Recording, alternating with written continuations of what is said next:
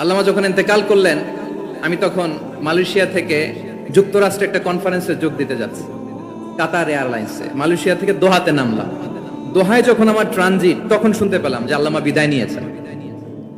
Social মিডিয়ায় শুনে বিশ্বাস করতে পারলাম না। মুহূর্তের মধ্যেই মাসুদ সাইদি ভাইকে মেসেজ করলাম, উনি কোনো উত্তর দিতে পারলেন না। মাসুদ ভাইয়ের সাথে যখন কোলাকুলি করি, আমাদের শামীম ভাইয়ের সাথে যখন কোলাকুলি করি, মনে হচ্ছে আল্লামা সাইদির ঘ্রাণ পাই।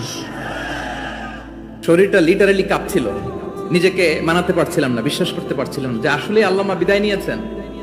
ইন দ্য মিন টাইম আমার সেকেন্ড ফ্লাইট, দোহা টু নিউ ইয়র্ক, 12 ঘন্টার ফ্লাইটে উঠলাম। ইন্টারনেট থেকে বিচ্ছিন্ন হলাম। নামার পরে শুনলাম আল্লাহু আকবার, যেখানে ওনাকে কবরস্থ করার কথা ছিল সেখানেও কবর দিতে দেয়া হয় নাই। ছবিগুলো দেখতে লাগলাম, হাসিমাখা মুখ, হাসিমাখা নিথর দেহটা, মরণে হাসিবে তুমি কাঁদিবে ভুবন।